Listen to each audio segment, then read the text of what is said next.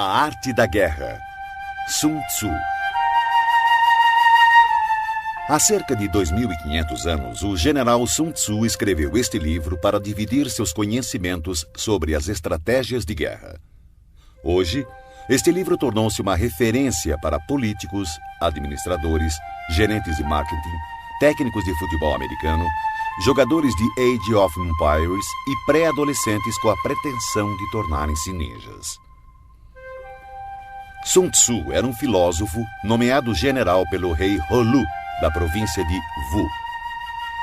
Disse que, sob o comando dos dois, os exércitos de Wu venceram todos os confrontos por 2 décadas. Com inteligência e argumentos muito racionais, o autor expôs a importância do planejamento e da motivação de forma quase poética. A obra Zen realça a importância da paciência mesmo em momentos como a guerra. Além da estratégia, Sun Tzu ressalta a energia como algo fundamental para a vitória. Mas essa não é uma energia cósmica ou religiosa. Nada mais é do que vontade de agir e de conseguir conquistar os objetivos. Para atingir uma meta, o autor ensina: é necessário agir em conjunto, conhecer o ambiente de ação, o obstáculo a ser vencido e, é claro, conhecer seus próprios pontos fortes e pontos fracos. Se você conhece o inimigo e conhece a si mesmo, não precisa temer o resultado de 100 batalhas. Se você se conhece, mas não conhece o inimigo, para cada vitória sofrerá também uma derrota. Se você não conhece nem o inimigo nem a si, perderá todas as batalhas. Sun Tzu.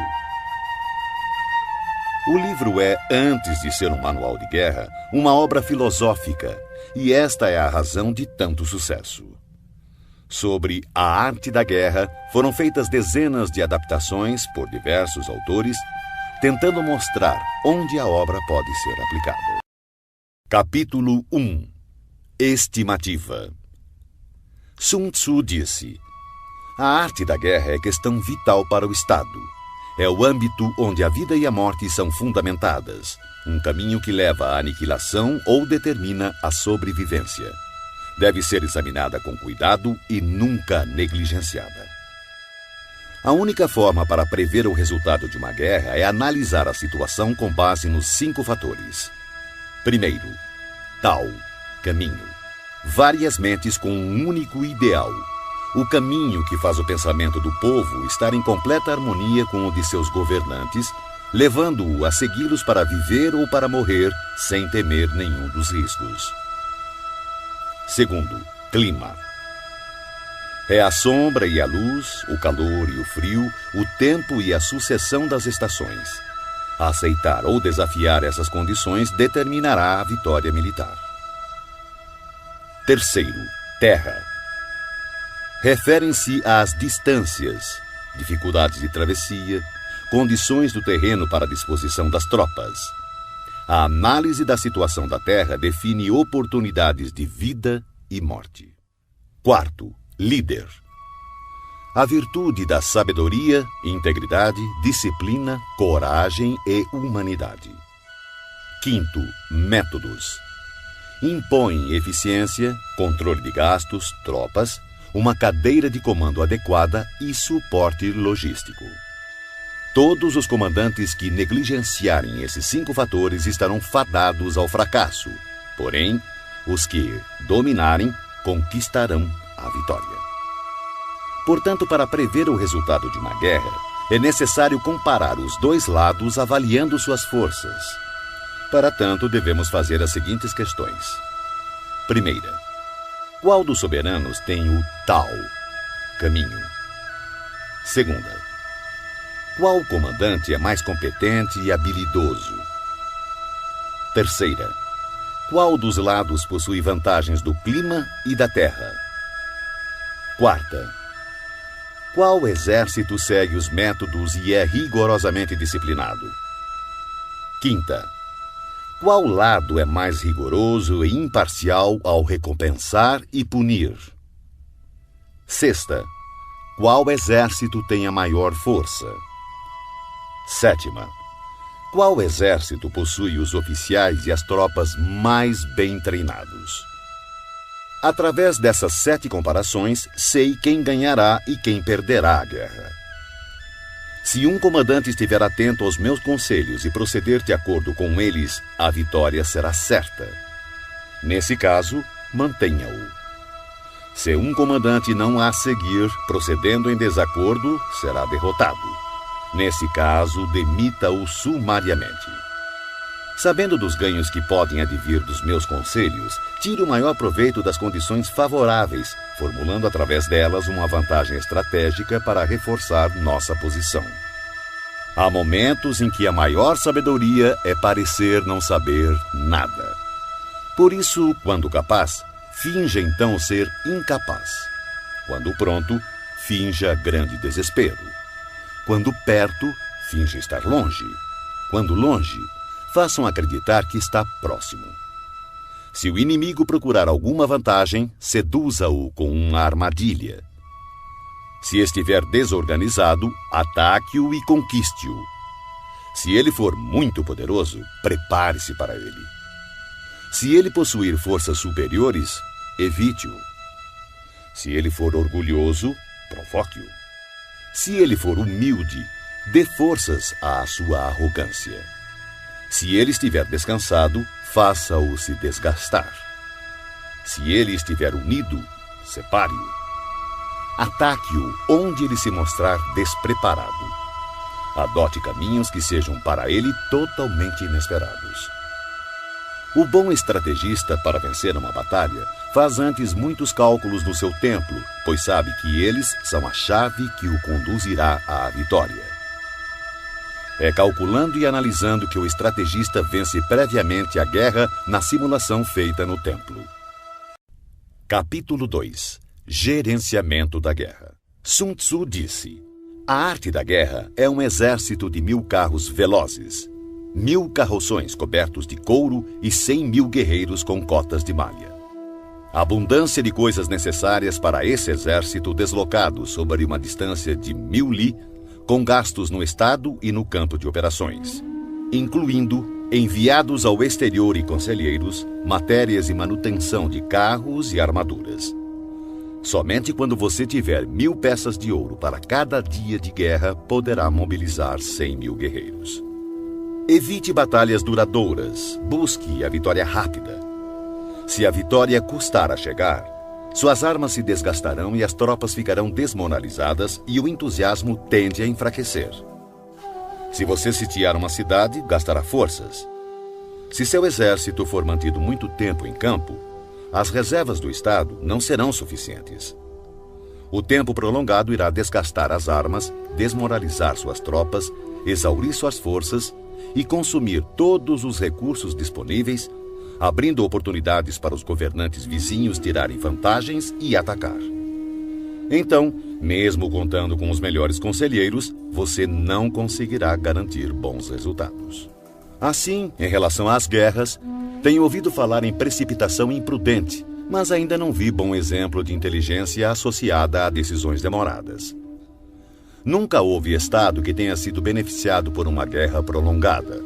Portanto, o conhecedor dos terríveis e devastadores efeitos e dos perigos de empreender uma guerra está profundamente consciente de como aproveitá-la da melhor maneira e levá-la com rapidez a seu término, atingindo assim as verdadeiras vantagens potenciais de uma guerra. Um perito na arte da guerra não convoca soldados mais de uma vez, nem solicita suprimentos repetidamente. Uma vez em guerra, ele não perderá tempo precioso esperando reforços. Fará uso do equipamento que carrega e avançará com velocidade para atravessar a fronteira inimiga, podendo fazer uso das provisões do opositor. Desta forma, terá o suficiente para alimentar todo o seu exército. A arte de melhor utilizar o tempo é estar um passo à frente do adversário e vale mais que a superioridade numérica e os cálculos mais perfeitos com relação ao abastecimento.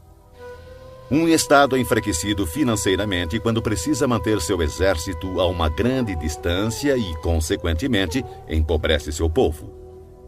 As vizinhanças próximas aos exércitos aumentam seus preços, E, com o custo mais elevado, seus recursos se esgotam com maior rapidez, forçando o Estado a aumentar os impostos dos distritos para assim custear as forças militares. Boa parte dos recursos são utilizados no campo de batalha, acarretando dificuldades para as famílias do fronte interno, tendo como consequência lares vazios e rendas dissipadas, já que o custo para o povo poderá atingir cerca de 70% do valor de suas posses. Ao mesmo tempo, as despesas do Estado atingirão quase metade da arrecadação total em gastos com carros quebrados, cavalos abatidos, peitorais e capacetes, arcos e flechas, lanças e escudos, manteletes protetores, animais de tiro e carroças de provisões. Um comandante sábio fará o melhor para alimentar seu exército com frutos do solo inimigo. Consumir uma medida das provisões inimigas equivale a 20 das nossas. Um fardo de forragem inimigo equivale a 20 dos nossos. Na questão que envolve matar o inimigo, nossas tropas devem ser levadas à fúria. Para que fique clara a vantagem de derrotar o oponente, devem também ser recompensadas, pois tirar a riqueza do inimigo é de grande valia para a manutenção das tropas e deve ser usado como objeto de recompensa, de forma a que todos os soldados tenham um forte desejo coletivo e individual de lutar. Porque assim como o que estimula os homens a matar é a fúria, o que estimula a lucrar com o inimigo são os bens materiais. Portanto, nos combates de carros em que forem capturados mais de 10 carros do inimigo, recompense os que capturaram o primeiro deles e substitua bandeiras e estandartes inimigos pelos seus, e então misture com os nossos carros. Eles devem ser usados em conjunto. Todos os soldados capturados devem ser tratados com bondade. A isso se chama aumentar as próprias forças no processo de derrotar o exército inimigo. Na guerra, capítulo 3. Estratagemas. Sun Tzu disse: na arte da guerra, a melhor opção é tomar o país inimigo intacto. Esmagar um país é apenas a segunda melhor opção. O mesmo ocorre com um exército inimigo. Mantê-lo intacto, bem como batalhão, companhia ou simples pelotão de 5 homens, é a melhor opção. Aniquilar um exército, batalhão, companhia ou simples pelotão de 5 homens é apenas a segunda melhor opção. Portanto, conquistar 100 vitórias em 100 batalhas não significa o máximo da excelência. O máximo da excelência é subjugar o exército inimigo sem chegar sequer a combater. Assim, a melhor inteligência militar é atacar as estratégias do inimigo. Em seguida, atacar suas alianças, limitando a junção de suas forças. Depois, atacar seus soldados em seu próprio campo. E a pior de todas as políticas é sitiar cidades muradas. Isso somente deve ocorrer em último caso, quando não houver outra escolha. Pois as condições básicas de combate envolvem 2 elementos preciosos: energia e tempo. Se seu comandante for incapaz de controlar sua ansiedade e enviar tropas de soldados para escalar muros, perderá 1 em cada 3, e ainda assim não tomará a cidade. Esse é o tipo de calamidade que acontece quando se tenta sitiar uma cidade murada. Existem algumas máximas que devem ser consideradas antes de pensar em sitiar cidades e ganhar batalhas. O primeiro de teus cuidados deve ser conservar os domínios do país que serves. Somente quando for imprescindível, deves usurpar o território inimigo para ampliar o de seu governante. Deves garantir primeiro a tranquilidade das cidades de teu próprio país. Perturbar as cidades inimigas deve ser a opção mais desfavorável. Deves proteger e colocar em abrigo todos os vilarejos amigos.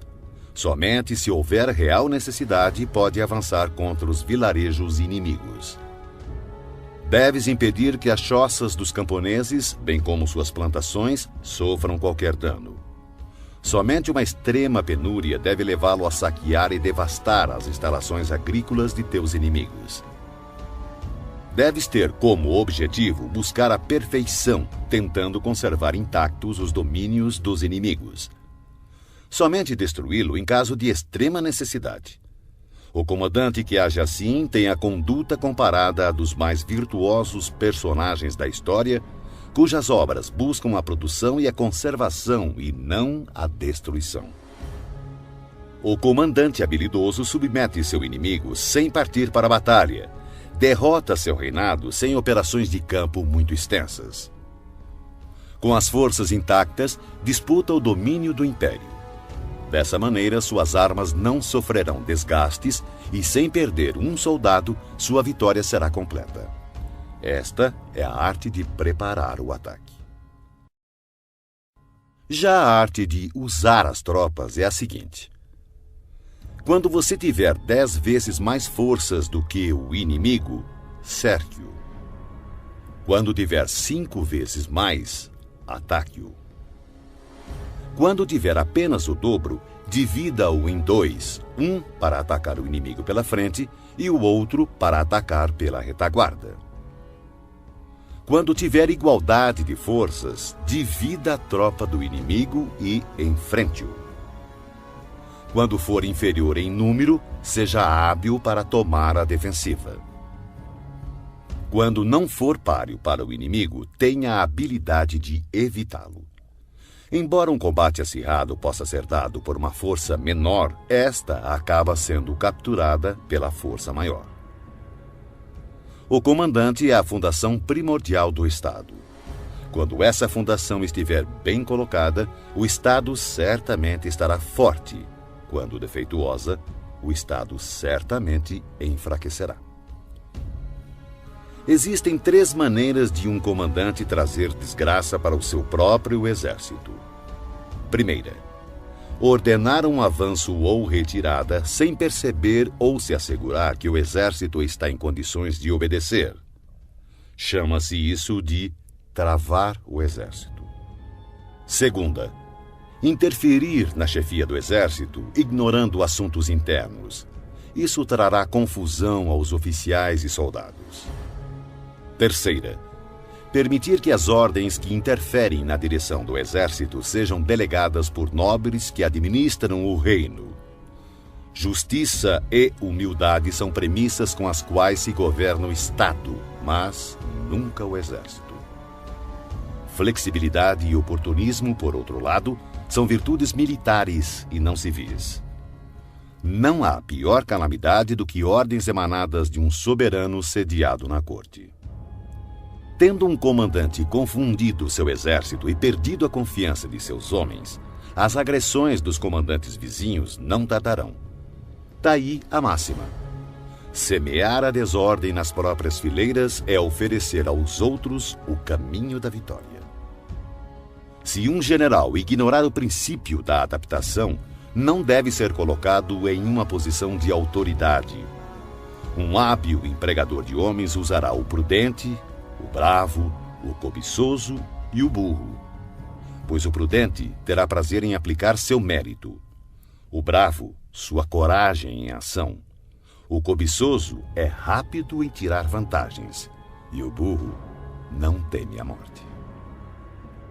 Assim, há 5 fatores que permitem prever qual lado sairá vencedor. Primeiro, aquele que sabe quando deve ou não lutar conquistará a vitória.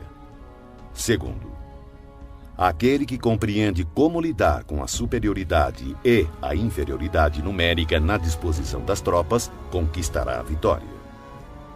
Terceiro, aquele que possui superiores e subordinados unidos conquistará a vitória.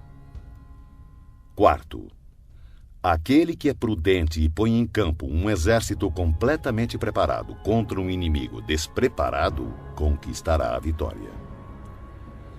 Quinto, aquele que o comandante é hábil e cujos soberanos não interferem, conquistará a vitória. Sun Tzu disse: aquele que... Capítulo 4. Posições táticas. Sun Tzu disse: na antiguidade, o perito em batalha se colocava fora da possibilidade de derrota e esperava que o inimigo expusesse a sua vulnerabilidade. Garantir-nos de não ser derrotado está em nossas mãos. Porém, a oportunidade de derrotar o inimigo é dada por ele mesmo.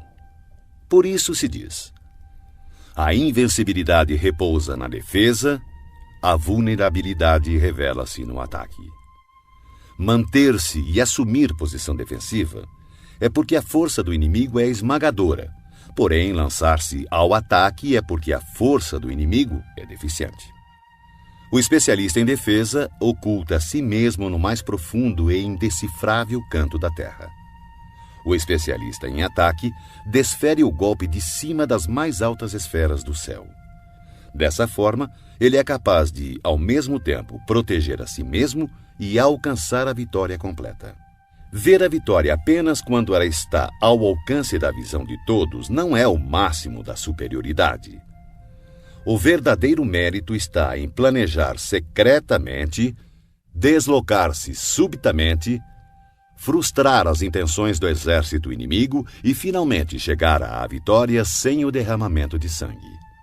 Pois não requer muita força levantar a penugem de um coelho no outono, nem olhos penetrantes para distinguir o sol da lua, muito menos ouvidos apurados para ouvir o ronco do trovão. Os hábeis comandantes vencem a batalha depois de terem criado as condições apropriadas. Um comandante inteligente não apenas vence, ele se sobressai derrotando o inimigo com facilidade. Eles preveem todas as eventualidades, conhecem as situações do inimigo e não ignoram o que podem fazer e até onde podem ir. A vitória é uma decorrência natural desse saber. Porém, suas vitórias não lhe garantiam nem a reputação de sábio, nem o mérito do homem de valor. Pois o homem comum não dá grande credibilidade a uma vitória que foi obtida longe dos olhos da sua compreensão. Assim eram nossos ancestrais. Não acreditavam que os elogios como corajosos, heróis ou invencíveis fossem um tributo que tivessem merecido. Atribuíam, sim, seu sucesso ao cuidado extremo que tinham em evitar o menor deslize. O comandante inteligente vence as batalhas evitando cometer erros. É isso que garante a vitória completa, pois significa conquistar um inimigo já derrotado. O comandante hábil assume uma posição tal que não pode sofrer nenhuma derrota. Não negligencia nenhuma circunstância que garanta aniquilar o inimigo. Portanto, um exército vitorioso só entra na batalha depois de ter garantido a vitória, enquanto um exército derrotado só procura a vitória depois de ter entrado na luta. Um comandante vitorioso não permite que as tropas mostrem uma confiança demasiado cega, uma confiança que degenera em presunção. As tropas que sonham com a presunção da vitória são debilitadas pela preguiça. Ao contrário, aquelas que, sem pensar na vitória, exigem o combate, são tropas enrijecidas pelo trabalho, aguerridas, destinadas a vencer. Um especialista no uso de tropas constrói seus fundamentos sobre a doutrina do Tao, seguindo firmemente as normas militares. Assim, estará preparado para ser o árbitro da vitória e da derrota. Depois de uma primeira vantagem, não esmoreças nem dês às tuas tropas um repouso precipitado. Empunha a espada com a mesma rapidez de uma torrente que se precipita de um despenhadeiro. Que seu inimigo não tenha tempo sequer de perceber o que está acontecendo e somente recolher os louros da vitória quando o inimigo estiver aniquilado, dando-lhe assim condição de fazê-lo com segurança e tranquilidade. A arte da guerra está baseada em 5 fatores estratégicos: os cálculos, as quantidades, a logística, a balança do poder e a possibilidade de vitória. Todos esses fatores estão ligados entre si. Primeiro, os cálculos estão diretamente ligados aos tipos de terrenos. Segundo, com base nesses cálculos, estimam-se as quantidades de provisões. Terceiro, de acordo com as quantidades de provisões disponíveis, define-se a capacidade da logística. Quarto, A balança do poder está diretamente relacionada à capacidade da logística. Quinto, e, finalmente, a possibilidade de vitória baseia-se na balança do poder. Um exército vitorioso é como o peso de 100 quilos contra outro de alguns gramas. Um exército derrotado é como apenas alguns gramas contra centenas de quilos. O exército que Capítulo 5. Vantagens. Sun Tzu disse: comandar muitos é o mesmo que comandar poucos. Tudo é uma questão de organização. Controlar muitos ou poucos é uma mesma e única coisa. É apenas uma questão de formação e sinalizações. Lembre-se dos nomes de todos os oficiais e subalternos. Inscreva-os num catálogo, anotando-lhes o talento e suas capacidades individuais, a fim de aproveitar o potencial de cada um. Quando surgir oportunidade, haja de tal forma que todos os que deves comandar estejam persuadidos que seu principal cuidado é preservá-los de toda desgraça. As tropas que farás avançar contra o inimigo devem ser como pedras atiradas em ovos. De ti até o inimigo não deve haver outra diferença senão a do forte ao fraco, do cheio ao vazio. São as operações chamadas diretas e indiretas que tornam um exército capaz de deter o ataque das forças inimigas e não ser derrotado. Em batalha, use geralmente operações diretas para fazer o inimigo engajar-se na luta e as operações indiretas para conquistar a vitória. Em poucas palavras, o que consiste a habilidade e a perfeição do comando das tropas é o conhecimento das luzes e das trevas, do aparente e o secreto. É nesse conhecimento hábil que habita toda a arte. Assim, o perito, ao executar o ataque indireto, assemelha-se ao céu e às terras, cujos movimentos nunca são aleatórios, são como os rios e mares inexauríveis. Assemelham-se ao sol e à lua. Eles têm tempo para aparecer e tempo para desaparecer. Como as 4 estações, ele passa, mas apenas para voltar outra vez.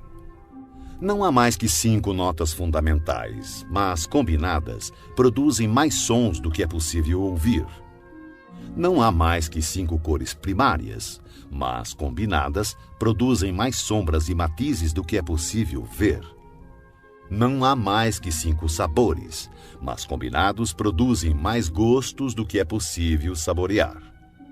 Da mesma forma, para ganhar vantagem estratégica na batalha, não há mais que as operações diretas e indiretas, mas suas combinações são ilimitadas, dando origem a uma infindável série de manobras.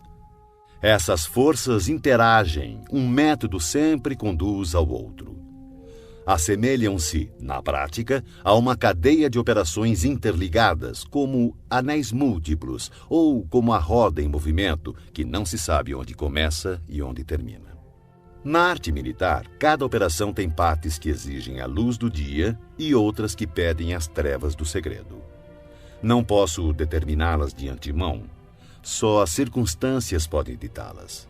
Opomos grandes blocos de pedra às corredeiras que queremos represar. Empregamos redes frágeis e miúdas para capturar pequenos pássaros. Entretanto, o caudal rompe algumas vezes seus diques após tê-los minado aos poucos. Quando uma ave de rapina se abate sobre sua vítima, partindo-a em pedaços, isso se deve à escolha do momento preciso. A qualidade da decisão é como a calculada arremetida de um falcão que lhe possibilita atacar e destruir sua vítima. Portanto, o bom combatente deve ser brutal no ataque e rápido na decisão. Embaralhada e turbulenta, a luta parece caótica. No tumulto de um combate pode parecer haver confusão, mas não é bem assim. Entre a confusão e o caos, uma formação de tropas pode parecer perdida e mesmo assim impenetrável. Sua disposição é, na verdade, circular e não podem ser derrotadas. A confusão simulada requer uma disciplina perfeita. Afinal, o caos estimulado se origina do controle. O medo fingido exige coragem. A fraqueza aparente se origina da força. Ordem e desordem é uma questão de número, de logística. Coragem e medo é uma questão de configuração estratégica do poder, vantagem estratégica. Força e fraqueza é uma questão de disposição das forças, posição estratégica. O sábio comandante possui verdadeiramente a arte de liderar aqueles que souberem e sabem potencializar sua força, que adquiriram uma autoridade ilimitada, que não se deixam abater por nenhum acontecimento, por mais desagradável que seja.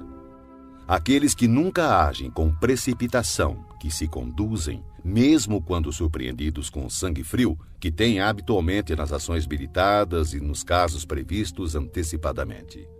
Aqueles que agem sempre com rapidez, fruto da habilidade aliada a uma longa experiência. Assim, o ímpeto de quem é hábil na arte da guerra é irrefreável e seu ataque é regulado com precisão. O primeiro imperador Han, 256-195 a.C., desejando esmagar seu oponente Hsiung-nu, enviou espiões para conhecer sua condição.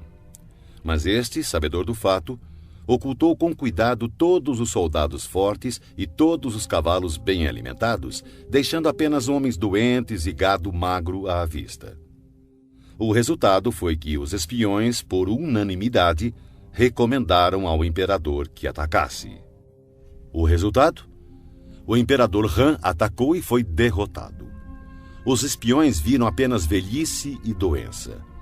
Isso, sem sombra de dúvida, é uma dissimulação do inimigo e atacar pode ser imprudente. Assim, quando pretende que o inimigo se movimente, o especialista se mostra e o inimigo certamente o seguirá. Ele ilude o inimigo e este acredita. Agindo dessa maneira, manipula o inimigo e assim espera por ele, armado com toda a sua força. O especialista, quando está em batalha, procura sua vitória na vantagem estratégica, não a solicita aos seus homens. Portanto, deve ser hábil para selecionar os homens certos e explorar o avaro e o tolo, o sábio e o valente, e dar a cada um deles uma responsabilidade adequada ao seu perfil. Jamais designe tarefas a quem não for capaz de cumpri-las. Selecione e dê a cada um responsabilidades proporcionais à sua competência. Em 341 a.C., o estado Xi, em guerra com o Wei, enviou o general Sun, que disse: "O estado Xi tem a reputação de covarde, e por esse motivo nosso adversário nos despreza. Vamos virar essa circunstância a nosso favor." Consequentemente, quando o exército atravessou a fronteira do território Wei, Sun ordenou que fossem acesas 100.000 fogueiras na primeira noite, 50.000 na segunda e apenas 20.000 na terceira. O general do exército Wei, Pang Xuan, ordenou o ataque de maneira vigorosa, pensando: "Eu sabia que os soldados de Sun eram covardes. Seu número já caiu menos da metade." Na sua retirada, Sun chegou a um estreito desfiladeiro que, calculou ele, seria atacado pelos perseguidores depois do anoitecer. Lá, chegando, tirou a casca de uma árvore e escreveu: "Sob esta árvore, Pang Xuan morrerá." Então, quando começou a anoitecer, colocou um grupo de poderosos arqueiros emboscados nos arredores, com uma ordem de atirar diretamente se vissem uma luz. Mais tarde, Pang Xuan chegou ao local e, vendo a árvore, acendeu uma luz para ler o que estava escrito.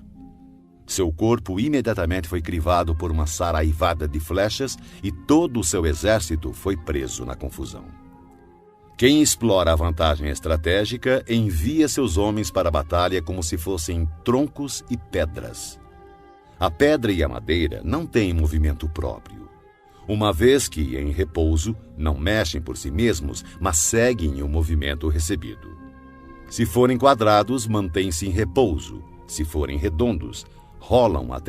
Capítulo 6. Pontos fortes e pontos fracos.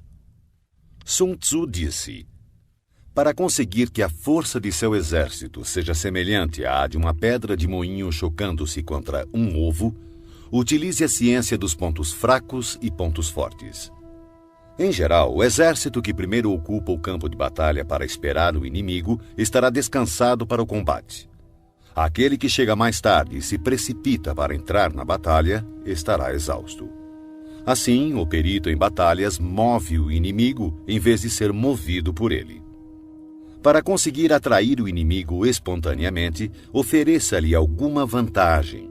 Se desejar impedi-lo, é questão de obstruí-lo. Um grande general não é arrastado ao combate, ao contrário, sabe impô-lo ao inimigo. Dessa forma, se o inimigo estiver descansando, fustigue-o. Se estiver bem abastecido de provisões, faça-o ficar faminto. Se acampado silenciosamente, force-o a mover-se atacando em posições que o inimigo deva apressar-se para defender. Marche com velocidade para lugares onde não for esperado. Um exército pode marchar por grandes distâncias sem correr riscos se o fizer por territórios onde não existe presença do inimigo. Atacar com confiança e alcançar os objetivos significa atacar aquilo que o inimigo não está esperando. Do mesmo modo, defender-se com confiança e garantir a segurança de suas posições significa defender onde o inimigo não poderá atacar. Assim, contra o especialista em ataque, o inimigo não saberá onde se defender. Contra o perito em defesa, o inimigo não saberá onde atacar. Aquele que for capaz de atacar das maiores alturas dos céus repentinamente, surpreendendo o inimigo, tornará impossível sua defesa. Assim, os lugares a serem atacados são exatamente os que o inimigo não pode defender. Aquele que for especialista em esconderijos de defesa torna impossível para o inimigo saber seu paradeiro. Assim, os lugares que ele dominar serão exatamente os que o inimigo não poderá atacar. O comandante habilidoso deve lançar mão da arte da sutileza e do sigilo, aprender a ser invisível e inaudível. Dessa forma, terá em suas mãos o destino de seus inimigos. Poderá avançar sem encontrar resistência, se fizer isso contra os pontos fracos dele. E recuar se colocando a salvo da perseguição, se seus movimentos forem mais rápidos do que de seus adversários. Portanto, se pretendemos nos lançar na batalha, nosso inimigo não terá escolha a não ser nos enfrentar, mesmo que esteja abrigado em altas trincheiras ou fossos profundos, porque atacaremos uma posição que ele precisará defender. Do contrário, se quisermos evitar o confronto, o inimigo não poderá nos obrigar a lutar, pois podemos evitar que ele venha ao nosso encontro. Mesmo que as marcas de nosso acampamento estejam esboçadas no chão, precisamos apenas atirar coisas estranhas e inexplicáveis em seu caminho para confundi-lo. Descobrindo a posição do inimigo enquanto ocultamos a nossa, teremos força totalmente concentrada onde ele estiver dividido. Se nosso exército estiver unido enquanto o exército do inimigo estiver fragmentado, atacaremos como um só corpo e seremos muitos contra poucos. Dessa forma, se formos capazes de golpear com uma força superior, uma força inferior, usando muitos contra poucos, qualquer um que levamos a lutar estará em situação de desespero. O lugar escolhido para a batalha não deve ser conhecido pelo inimigo, pois assim o inimigo terá de se preparar contra um possível ataque em diversos pontos e se suas forças estiverem distribuídas para defender muitas posições, qualquer unidade que enfrentarmos será pouco numerosa. Para que o inimigo possa reforçar um número de homens na frente da batalha, consequentemente enfraquecerá sua retaguarda. Se ele reforçar sua retaguarda, sua vanguarda ficará então enfraquecida. Do mesmo modo que, se fortalecer seu lado esquerdo, o direito enfraquecerá. Se fortalecer seu lado direito, o esquerdo ficará enfraquecido. Reforçar todos os lados significa enfraquecer todos os lados. A fraqueza numérica decorre da necessidade de se preparar contra possíveis ataques, a força numérica de obrigar o adversário a fazer esses preparativos contra nossos possíveis ataques. Conhecendo o local e a hora da próxima batalha, podemos nos concentrar a grandes distâncias. Mas se não pudermos prever nem o lugar nem o dia da batalha, então seu lado esquerdo nada poderá fazer a favor do seu lado direito, assim como o direito não salvará o esquerdo, nem tampouco sua retaguarda poderá salvar sua frente de batalha, nem o contrário. E tanto mais será assim quanto mais distante estiverem os seus reforços. Ainda que o inimigo possua a força numérica a seu favor, é possível evitar que ele inicie combate contra nosso exército. Analise os planos de batalha do exército inimigo para ter conhecimento de suas fraquezas e de suas probabilidades de sucesso. Provoque-o para que assim possa descobrir o padrão de seus movimentos. Force-o a revelar-se, de forma que venha a exibir seus pontos vulneráveis. Compare o exército adversário com o seu para poder identificar onde a força é abundante e onde possui maior deficiência. Quando estiver preparado seus arranjos táticos, oculte-os. O máximo da habilidade quando se assume uma estratégia é não ter forma. Se sua forma não for definida, o mais esperto dos espiões não será capaz de compreendê-la, e os mais sábios conselheiros não conseguirão planejar defesa contra ela. Mesmo que todos possam ver as táticas individuais empregadas para conquistar, quase ninguém consegue entender a estratégia através da qual se obtém a vitória total. O movimento das tropas deve ser comparado ao fluxo das águas, que corre do ponto alto do terreno para os pontos mais baixos. Assim, no caminho da vitória, seu exército deve evitar os pontos fortes do inimigo e procurar atacar onde ele demonstrar maior fraqueza.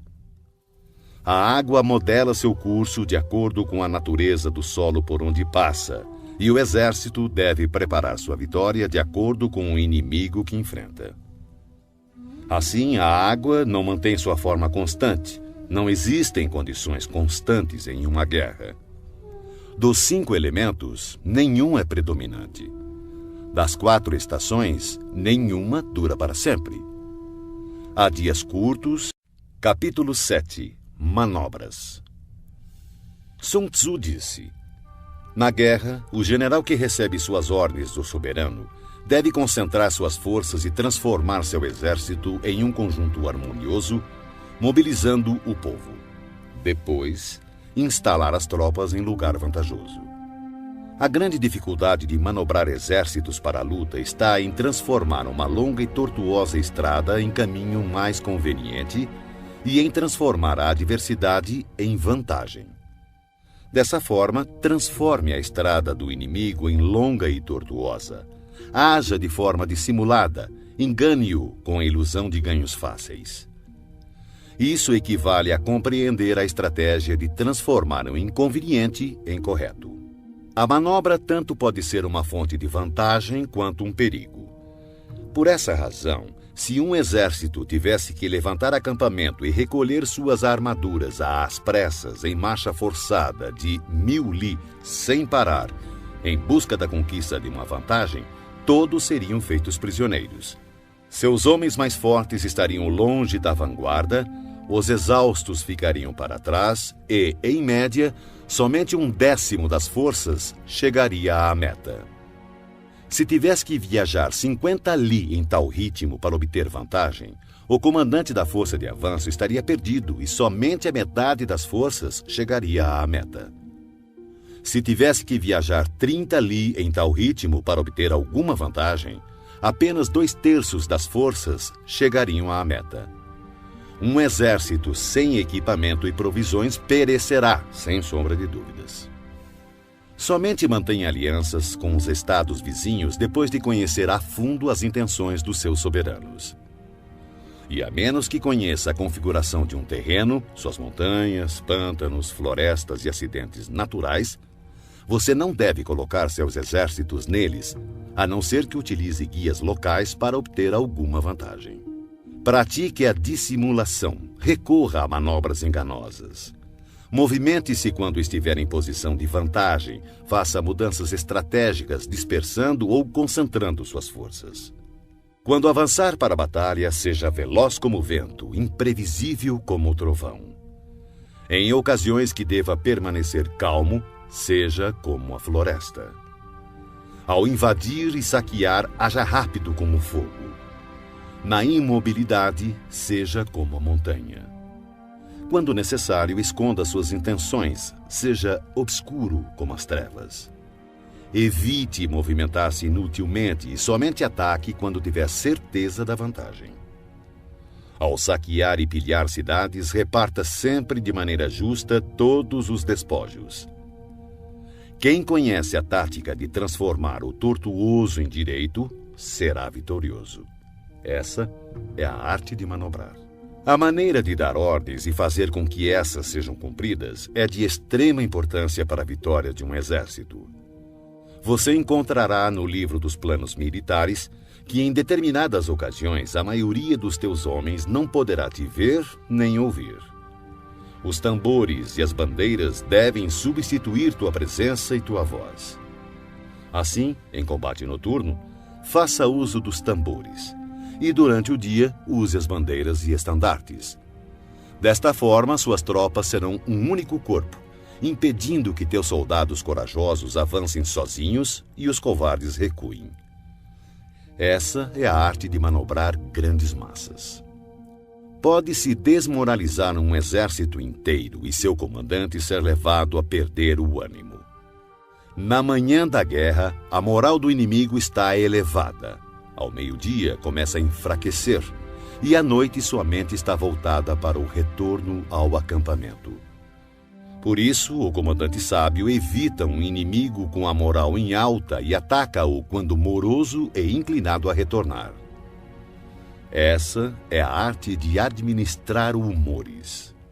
Disciplinado, o bom comandante usa sua própria ordem para esperar pela desordem do inimigo, usa sua calma para esperar por seu clamor. Essa é a arte de conservar o autodomínio. Se perceberes que o inimigo está animado e descansado, espera que o entusiasmo arrefeça e ele se vergue sob o peso do cansaço. Então, usa suas tropas descansadas e bem alimentadas. Essa é a arte de administrar a força. Não inicies um combate quando o inimigo apresenta disposições perfeitas de suas bandeiras e estandartes. Não lance o ataque sobre o exército inimigo ordenado e disciplinado em suas formações. Essa é a arte de controlar as condições mutáveis. Portanto, não ataque o inimigo que ocupar o terreno alto, nem aquele que tiver uma colina às costas. Não persiga um inimigo que finge recuar. Não obstrua um inimigo que volta para casa. Capítulo 8. Contingências.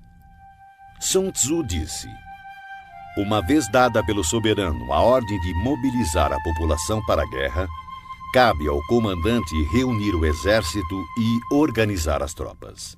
Seguindo ao encontro do exército inimigo, deve-se evitar acampar em locais difíceis e em locais de boas estradas deve-se buscar aliados.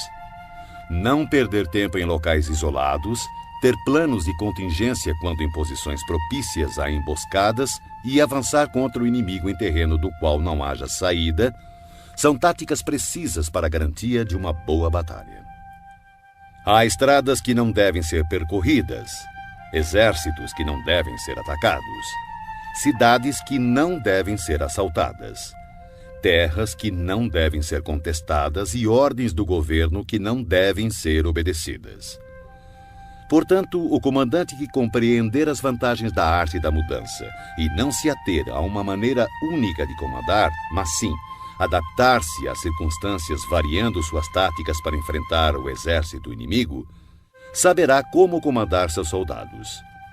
Ao contrário, se seus métodos de comando forem flexíveis e suas decisões forem tomadas de forma mecânica, ele não é digno de comandar seus soldados, e por mais que esteja familiarizado com o território, não será capaz de pôr em prática seus conhecimentos e tirar o máximo de seus homens. O comandante sábio deve considerar a combinação de ganho e perda, deve ter discernimento das reais vantagens em situações difíceis e confiar nos seus esforços. Se for capaz de perceber as vantagens prováveis, as dificuldades poderão ser resolvidas.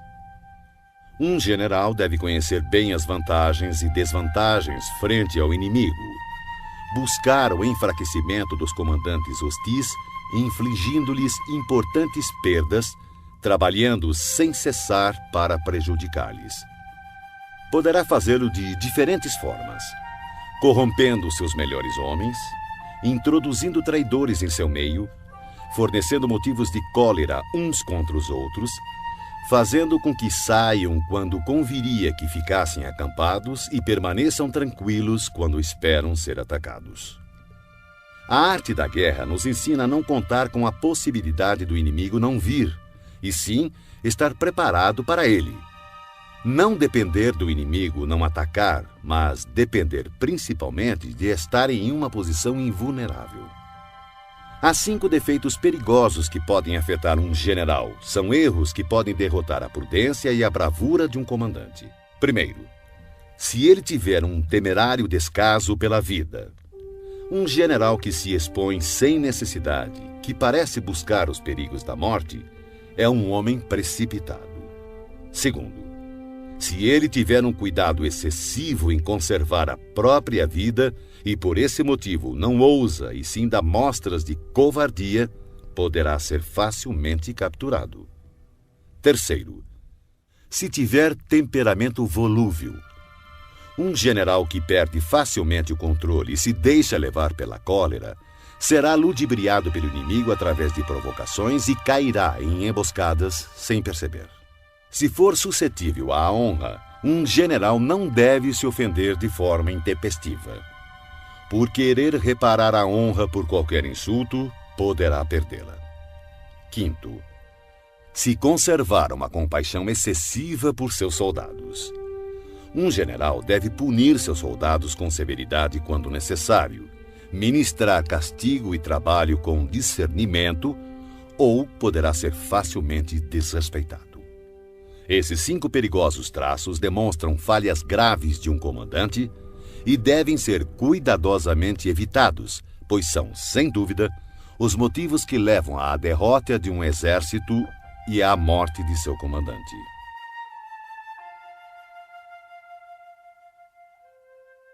Capítulo 9. O Exército em Marcha. Sun Tzu disse: antes de movimentar suas tropas, se informe da posição de seu inimigo. Quando fizer seu exército marchar, atravesse rapidamente as montanhas e fique nas proximidades dos vales. Acampe sempre em terreno alto e em local ensolarado. Quando travar combate em colinas, não suba ao topo para alcançar o inimigo. Sempre que for necessário atravessar um rio, afaste-se rapidamente da margem e jamais o atravesse em presença do inimigo. Caso contrário, o inimigo esteja cruzando um rio, não vá ao seu encontro dentro da água. Espere. E só ataque quando a metade de sua tropa concluir a travessia. Desta forma, terá mais vantagem no combate. Na travessia de pântanos, sua maior preocupação deve ser sair deles o mais rápido possível, pois além da grande dificuldade de conseguir provisões nestes locais, são terrenos baixos e expostos ao ataque. Se for forçado a combater em um pântano, procure ocupar as orlas, evite adentrar no terreno e, se houver floresta nos arredores, situe-se de costas para elas. Em terras planas e secas, procure se posicionar de forma que seu flanco direito e sua retaguarda fiquem próximos de alguma elevação no terreno. A ideia é ter terras perigosas à frente e seguras atrás. Quando estiver com sua tropa em movimento, o mais importante é buscar as vantagens naturais do terreno que estiver ocupando. Em geral, os exércitos preferem os terrenos altos e ensolarados, pois nestes comida e água são mais acessíveis. Essas condições certamente favorecem uma vitória. Quando as chuvas formarem uma torrente e engrossarem os rios, não arrisque a travessia. Espere que as águas retomem seu curso natural. Evite regiões onde há penhascos com rios que correm no fundo, lugares fechados, moitas espessas e gargantas estreitas. E, se não for possível, abandone esses lugares rapidamente. Enquanto nos afastamos, devemos atrair o inimigo para esses locais e talvez ele caia nos perigos que acabamos de nos esquivar. Tenha cuidado também com lugares cobertos de matos e de pequenos bosques, lagos cercados de plantas aquáticas e charcos cheios de junco. São locais próprios para emboscadas e esconderijo de espiões traiçoeiros. Estando perto destes lugares, não se movimente antes de fazer um reconhecimento de toda a área. Portanto, devo afirmar, mais uma vez, que independente do acampamento ser bom ou ruim, deve-se buscar as vantagens de cada terreno. Além disso, deve-se ficar atento ao inimigo, envie espiões ao longo do caminho e decifre todos os movimentos do adversário. Se o inimigo estiver próximo e ainda assim se manter em silêncio, ele não está ocupando uma posição estratégica. Se estiver distante e tentar provocar um combate, ele quer que avancemos. Se ele estiver acampado em terreno plano, com certeza está protegido por alguma vantagem. Se houver movimento entre as árvores de uma floresta, fique atento. Pode ser que o inimigo esteja avançando. Se existirem muitos obstáculos entre os arbustos, ele está tentando nos confundir. Se uma grande quantidade de pássaros levanta voo de súbito, é sinal de uma emboscada. Animais assustados indicam que um ataque surpresa está se formando. Se a poeira ergue-se alta, é sinal de carros de guerra chegando. Quando ela é baixa e se espalha rente ao chão, denuncia a aproximação da infantaria. Se a poeira se levanta em pontos esparsos, mostra que destacamentos estão colhendo lenha para as fogueiras. Algumas nuvens de poeira movendo-se de um lado para outro significa que o exército está montando o acampamento. Sussurros e aumento dos preparativos para a guerra significa que o inimigo avançará. Linguagem violenta e movimento agressivo para a frente indicam que ele recuará. Quando os carros leves saem à frente e tomam posições nos flancos, é sinal de que o inimigo está entrando em formação para o combate. Proposta de paz sem que haja retrocesso do exército indica uma conspiração. Se há muita correria com suas tropas em formação, está determinada a hora da batalha. Se uma parte das tropas avançar e outra recuar, o inimigo está tentando nos atrair para uma armadilha. Se os soldados encontram-se curvados e apoiados em suas armas, eles estão fatigados. Se os que, mandados apanhar água, forem os primeiros a beber, significa que o exército está sedento. Se houver uma vantagem e o inimigo não avançar, ele está exausto. Se há pássaros reunidos em algum ponto, a posição está desocupada. Provavelmente o inimigo abandonou secretamente seu acampamento. Quando há gritos na noite, é sinal que o inimigo está assustado. Se há confusão no acampamento, o comandante tem pouca autoridade. Se suas bandeiras e estandartes mudam constantemente de lugar, o inimigo está em desordem. Se os oficiais estão irritados, é sinal de que seus homens estão cansados.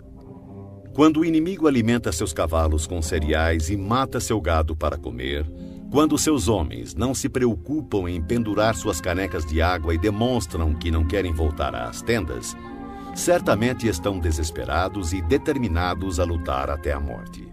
Quando há soldados sussurrando em grupinhos e seu comandante falando em voz mansa e vacilante, revela inimizade entre superiores e subordinados. Recompensas em demasia significam problemas. Se o comandante teme pressionar seu exército por conta de motins e oferece gratificações para manter seus soldados de bom humor, certamente ele perdeu o respeito de seus homens.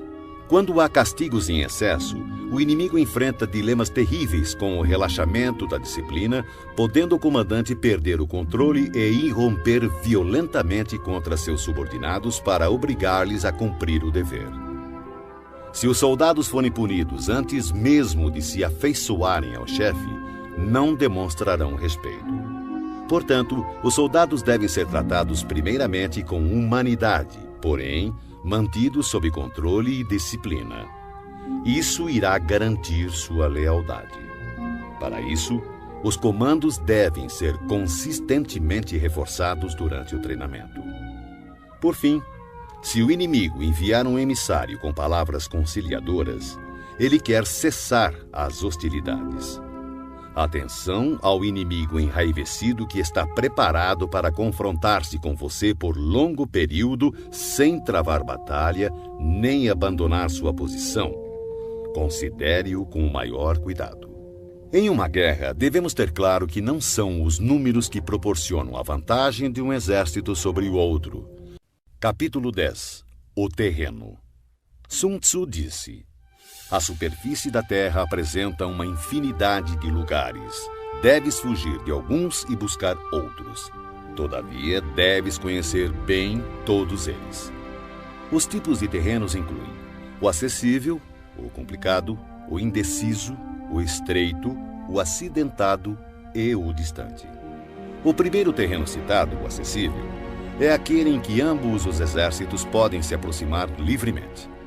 Portanto, levará vantagem aquele que primeiro ocupar um nível mais alto do lado ensolarado e ter estabelecido linhas de abastecimento adequadas. O terreno que permite o avanço e dificulta a retirada é o mais complicado. De uma posição dessas, se atacarmos o inimigo quando ele não estiver devidamente preparado, poderemos derrotá-lo. Porém, se ele estiver preparado e não conseguirmos derrotá-lo, seremos pressionados a bater em retirada, então teremos grandes problemas. O terreno indeciso é aquele que oferece desvantagens tanto para o nosso lado quanto para o lado do inimigo. Neste terreno, mesmo que o inimigo tente nos atrair, é prudente abandonar a posição e recuar, atraindo por sua vez o inimigo. Então, quando parte de seu exército tiver saído, poderemos atacar com vantagem. Na passagem estreita, ou desfiladeiros, terá vantagem quem primeiro a ocupar e guarnecê-la completamente, ficando à espreita do adversário. Se o inimigo estiver com essa vantagem, não devemos seguir atrás dele. Somente quando ele falhar e a passagem estiver mal protegida é que devemos atacar. Em terreno alto e acidentado, do mesmo modo, se pudermos ocupá-lo primeiro, devemos nos posicionar na parte mais alta do lado ensolarado e esperar pelo inimigo. Se o inimigo conquistou essa vantagem, devemos abandonar nossa posição e bater em retirada. Por fim, quando os exércitos estiverem posicionados a grandes distâncias um do outro e suas vantagens estratégicas forem semelhantes, não será fácil provocar um combate. Por outro lado, levar a batalha até o inimigo não trará nenhuma vantagem. Esses 6 princípios que definem o uso do terreno devem ser do conhecimento total e da responsabilidade do comandante. Shang Yu conta a seguinte passagem de Pei Hsing Xian, 619-682 d.C., mandado numa expedição punitiva contra as tribos Turkic. Ao crepúsculo, como de costume, montou seu acampamento, fortificando-o posteriormente com paliçada e fosso, quando, de repente, determinou que o exército mudasse as instalações para uma colina próxima. Essa decisão desgostou muito seus oficiais, que protestaram aos brados contra o esforço extra que os soldados iriam despender. Pei Hsing Xian, todavia, não ligou para as reclamações e fez o acampamento ser transferido o mais depressa possível. Na mesma noite, caiu uma forte tempestade inundando o local anterior do acampamento, que ficou sob 4 metros de água. Os oficiais ficaram espantados com o acontecido e confessaram seu erro. Como soube que ia acontecer? Perguntaram. Pei Hsing Xian respondeu: daqui por diante, contentem-se em obedecer às ordens sem fazer perguntas desnecessárias. Durante uma guerra, um exército pode ficar exposto a situações de calamidade que não são decorrentes de causas naturais, mas sim são decorrentes de erros cometidos por seu comandante.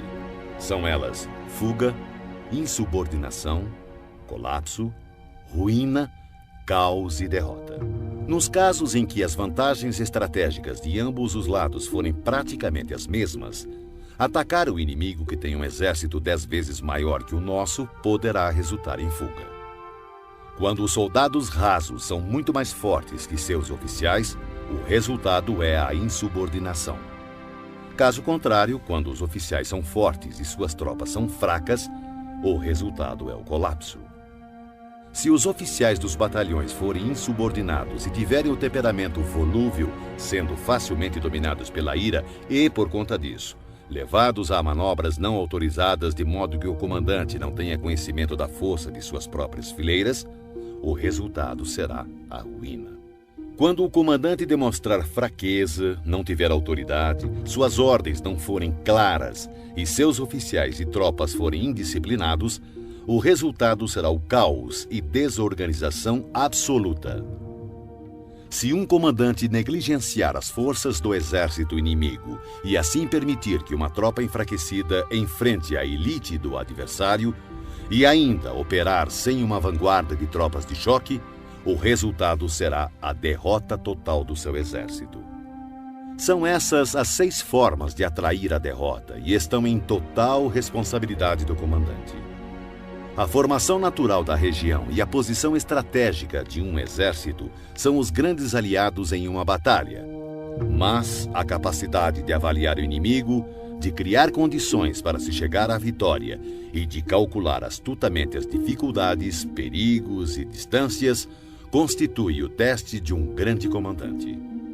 Quem conhecer esses fatores e os colocar em prática de forma adequada será vitorioso. Aquele que lutar sem isso, certamente será derrotado. Desta forma, se tiver certeza que o caminho da batalha garante a vitória, então você deve lutar, mesmo contra a decisão de seu soberano. Mas, se o caminho da batalha não assegura a vitória, então não deve lutar, mesmo com ordem do seu governante. O comandante que segue para a guerra sem ter como prioridade fama pessoal e recua sem temer o descrédito, aquele cuja preocupação for proteger seu povo e prestar um bom serviço ao seu soberano, é um tesouro nacional. Se o comandante trata seus soldados como se fossem seus filhos, por recompensa eles o seguirão até os vales mais profundos e o defenderão com a própria morte. Porém, se o comandante for generoso, mas incapaz de fazer valer sua autoridade, seus soldados serão como crianças mimadas e ficarão inúteis. Se soubermos que nossas tropas estão prontas para atacar, mas ignorarmos que o inimigo não está vulnerável, chegaremos apenas a meio caminho da vitória.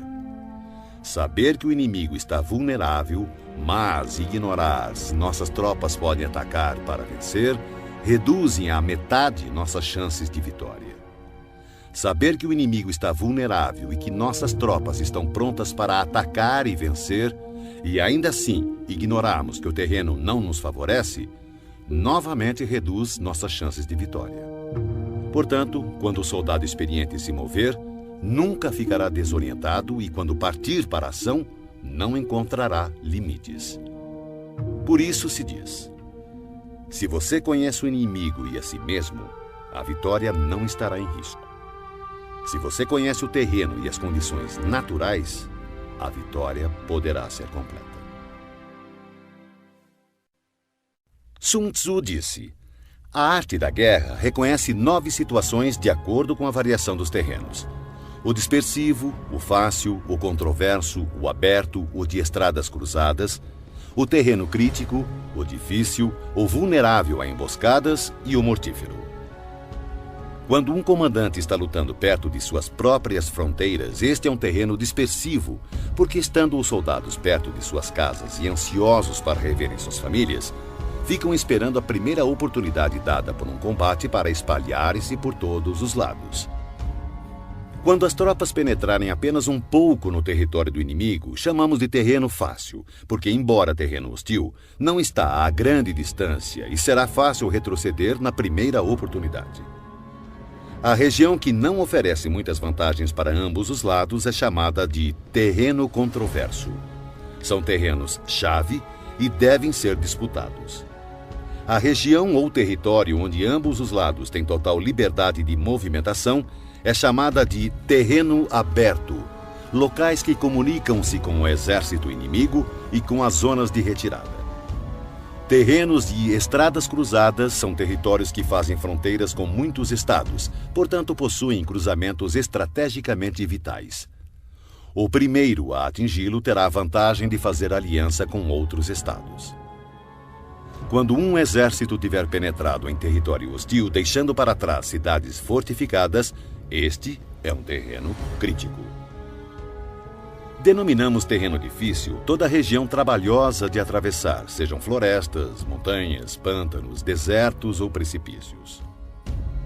Regiões pelas quais o acesso só é possível através de estreitos desfiladeiros, de forma que uma pequena quantidade de inimigos é suficiente para atacar nossa força principal, são considerados terrenos vulneráveis a emboscadas ou ataques. Enfim, terrenos mortíferos ou sem saída são locais de perigo constante, onde devemos combater com toda a nossa força para sobrevivermos. Assim, em terreno dispersivo, não lute. Em terreno fácil, não pare.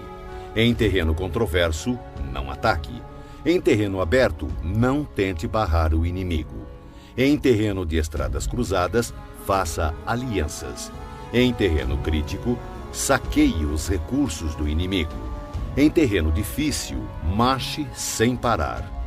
Em terrenos propícios a emboscadas, elabore planos de contingências e, em terrenos sem saída, lute. Os que foram no passado considerados grandes comandantes tinham como objetivo impedir que a frente e a retaguarda do inimigo pudessem socorrer uma a outra, impedir a cooperação entre suas divisões, impedir que os oficiais e soldados pudessem auxiliar uns aos outros, impedir a comunicação entre superiores e subordinados e impedir, inclusive, que as forças dispersas do inimigo pudessem se reunir. Esses comandantes somente se lançavam à ação se houvesse vantagens para suas tropas, senão, permaneciam estacionados. Se lhe perguntassem como agir no caso de haver um adversário em grande número e com uma estrita disciplina pronto para atacar, ele com certeza responderia: apodere-se de algo que ele não pode se dar ao luxo de perder. Ele ficará em suas mãos. A velocidade é a essência da guerra. Aproveite a falta de preparação do adversário, avance por caminhos onde não é esperado e ataque locais desprotegidos. O exército invasor deve estar atento e observar os seguintes métodos. Quanto mais profundo penetrar em território inimigo, maior deverá ser a solidariedade entre os soldados. Dessa forma, os defensores não levarão a melhor. Saqueie os campos férteis do inimigo para suprir suas tropas de alimentos. Cuide do bem-estar de seus homens e não os sobrecarregue. Mantenha seu exército sempre em movimento. Coloque suas tropas em situações sem saída. Seus homens preferirão morrer a fugir. Uma vez lutando desta forma, darão o máximo de si e não terão medo, mesmo se caírem no mais desesperado cerco. Se não houver onde se refugiarem, todos continuarão firmes. Assim, sem precisar ser mandados, seus homens estarão em constante alerta, cumprirão seus deveres e serão fiéis e disciplinados. Portanto, no dia em que esses homens forem ordenados a partir para o combate, talvez chorem, porém não por medo, mas porque todos estão dispostos a vencer ou morrer. Em 73 d.C., quando Pan Shao chegou a Shan Quang, rei do país, recebeu-o a princípio com grande polidez e respeito. Mas, logo após, seu comportamento sofreu uma mudança súbita e ele tornou-se descuidado e indiferente. Pan Shao comentou com seus oficiais: repararam que os modos educados de Quang sumiram? Só pode significar que chegaram mensagens dos bárbaros do norte e que Quang ficou indeciso, sem saber de que lado se põe. Certamente é esse o motivo. O homem inteligente pode perceber as coisas antes delas acontecerem. Chamou imediatamente um dos nativos que fora posto ao seu serviço e preparou-lhe uma armadilha. O homem acabou revelando tudo. Pan Shao convocou uma reunião geral de seus oficiais e começou bebendo com eles. Quando o vinho lhes havia subido ligeiramente à cabeça, testou mantê-los mais excitados, falando-lhes assim: senhores, estamos no interior de uma região isolada, ansiosos por obter riquezas e glórias através de uma grande proeza. Ora, acontece que um embaixador do Riciúnu chegou a este reino há apenas alguns dias, e o resultado foi que o trato respeitoso que nos foi dado pelo nosso anfitrião real desapareceu. Se esse enviado dominá-lo, tomar nossa força e levar-nos para Risium-Nu, nossos ossos serão pasto dos lobos do deserto. Que faremos? Unanimemente, os oficiais responderam: diante do perigo de vida que corremos, seguiremos nosso comandante vivos ou mortos. Não se alcança sucesso nas batalhas a menos que os soldados tenham sagacidade e objetivos em comum e, mais importante ainda, espírito de cooperação. A causa primária pela qual deve-se conduzir um exército é estabelecer um padrão unificado de coragem. Assim, o bom comandante conduz suas tropas como se conduzisse um homem pela mão. Dessa forma, essa pessoa não pode deixar de segui-lo. Um grande comandante deve ser calado, assegurando o sigilo. Deve ser justo e honesto, mantendo a ordem. Deve manter o povo na ignorância quanto aos seus planos. Alterando seus planos, ele mantém o inimigo no escuro. Mudando seu acampamento, evita que o inimigo preveja seu objetivo. No momento crítico, age como se, após subir uma grande altura, joga-se a escada fora, leva seu exército para o interior do território inimigo. Ao invadir um terreno hostil, a regra geral é que penetrar profundamente no território do exército inimigo dá coesão.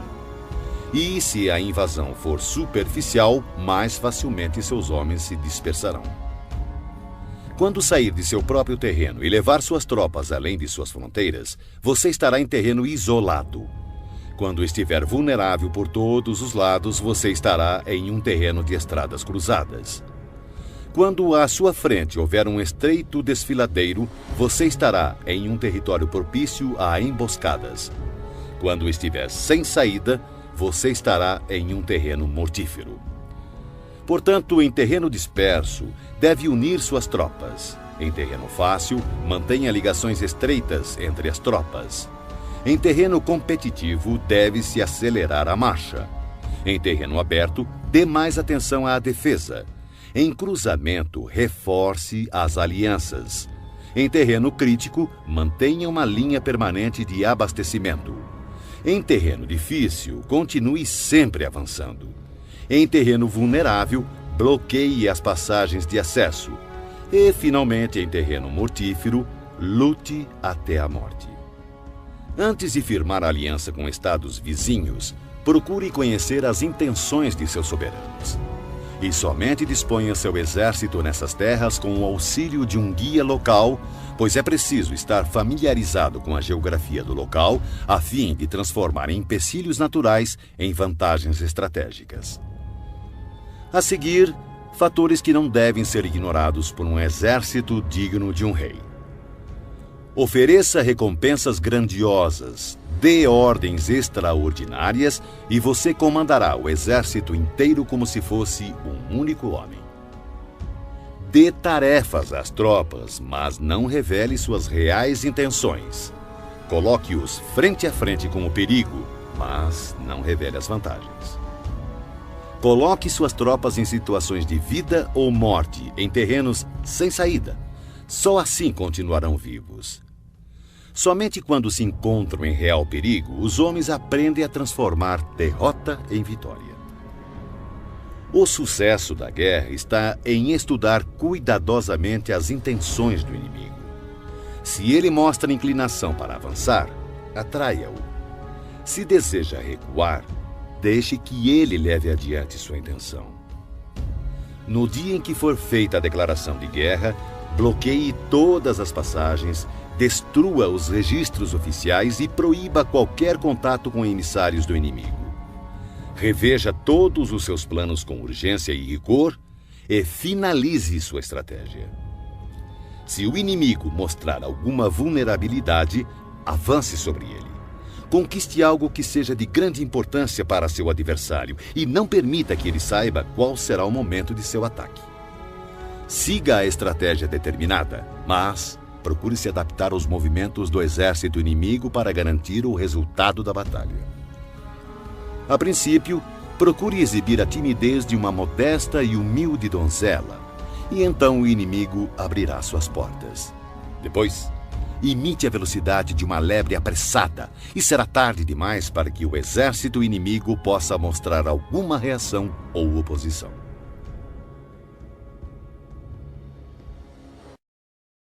Capítulo 12. O ataque pelo fogo. Sun Tzu disse: existem 5 meios de atacar com fogo. O primeiro consiste em queimar os homens. O segundo, queimar as provisões. O terceiro, queimar transportes e equipamentos. O quarto, queimar arsenais e depósitos. E, por último, lançar fogo contínuo sobre o inimigo. Para iniciar um ataque com fogo, deve-se manter sempre preparado um material inflamável e aguardar que o tempo e as circunstâncias estejam favoráveis. Deve-se observar que a época mais adequada para o uso do fogo são os períodos quentes e secos. Há ainda os dias mais propícios para o alastramento das chamas, são aqueles em que a lua estiver passando pelas constelações da cesta dos ventos, do muro, das asas e da plataforma do carro, pois estas constelações determinam dias ventosos. No ataque com fogo, deve-se estar preparado para variar a maneira de agir de acordo com as mudanças de situação, que podem ser 5. Primeira, quando o fogo invadir o acampamento do inimigo, deve-se esperar uma reação imediata. No entanto, se as tropas inimigas permanecerem em silêncio mesmo com o lavrar do fogo, contenha seu ímpeto e não ataque. Segunda, se logo após ateares fogo observar que as chamas ganham altura e, se puder atravessá-las, ataque e não dê ao inimigo a chance de apagá-las. Se não puder atravessar as chamas, permaneça onde está. Terceira, se for possível iniciar um ataque com fogo estando fora do campo inimigo, não entre em suas fronteiras, mas assegure-se de atacar no momento mais adequado. Quarta, considere sempre a direção do vento, atacando em seu favor. Jamais ataque contra o vento ou vai sofrer tanto quanto o inimigo. Quinta, se o vento soprou continuamente durante todo o dia, certamente ele cessará ao anoitecer. Tome precauções para não ser surpreendido. Todo exército bem treinado deve dominar os 5 desdobramentos relacionados ao ataque com fogo e devem ter conhecimento do movimento das estrelas para identificar os dias mais adequados para que possa iniciar esse tipo de ataque. Demonstra grande inteligência aquele que usa o poder do fogo para atacar. Os que usam a água conseguem um acréscimo de força, mas não são eficientes em privar o inimigo de suas provisões. A água será bem utilizada para interceptar e ilhar o inimigo. As diferentes maneiras de combater com fogo proporcionam uma plena vitória, mas é preciso saber colher os frutos, ou todo esforço será uma perda de tempo. É de grande importância também reconhecer o mérito de teus homens e recompensá-los, pois se tuas tropas só enfrentarem dificuldades e trabalho sem o devido reconhecimento, perderás o respeito de teu exército. O general esclarecido melhora seus recursos, comanda seus soldados com autoridade, mantém-nos juntos pela boa-fé e os torna serviçais por boas recompensas. Se a fé diminuir, haverá separação. Se as recompensas forem deficientes, as ordens serão desrespeitadas. Em batalhas, quaisquer que sejam os resultados, o gosto sempre será amargo, mesmo para os vencedores. Portanto, a guerra deve ser a última solução e só deve ser travada quando não existir outra saída. Um soberano jamais deve decidir pela guerra se estiver dominado pelo ódio ou vingança. Um bom comandante não deve mobilizar suas tropas se tiver o coração tomado pelos mesmos sentimentos. Ambos devem aguardar dias mais serenos para ponderar, pois uma pessoa em crise pode recuperar seu bom humor, assim como uma pessoa no calor da paixão pode encontrar novamente equilíbrio. Não marche a não ser que veja alguma vantagem. Não use suas tropas a menos que haja alguma coisa a ser ganha. Não lute, a menos que a posição seja crítica, pois o que jamais poderá ser recuperado totalmente é um estado devastado pela guerra, nem tampouco ressuscitar seus mortos. Capítulo 13. Os espiões. Sun Tzu disse: constituir um exército de 100.000 homens e percorrer com ele longas distâncias gera grandes perdas ao povo e custa muito para os cofres públicos. Podemos estimar cerca de 1.000 peças de ouro por dia. Isso acarretará distúrbios internos e externos, homens cairão exaustos nas estradas e cerca de 700.000 famílias terão dificuldades de manter seus trabalhos nos campos. Uma guerra pode durar anos. A vitória é decidida em um único dia. Portanto, continuar na ignorância a respeito da condição do inimigo para poupar quantias em dinheiro é um ato extremo de desumanidade. Não lamente o dinheiro empregado para corromper traidores e obter informações do campo inimigo. O que possibilita ao soberano inteligente e seu comandante conquistar o inimigo e realizar façanhas fora do comum é a previsão, conhecimento que só pode ser adquirido através de homens que estejam a par de toda a movimentação do inimigo. Por isso, deve-se manter espiões por toda parte e informar-se de tudo.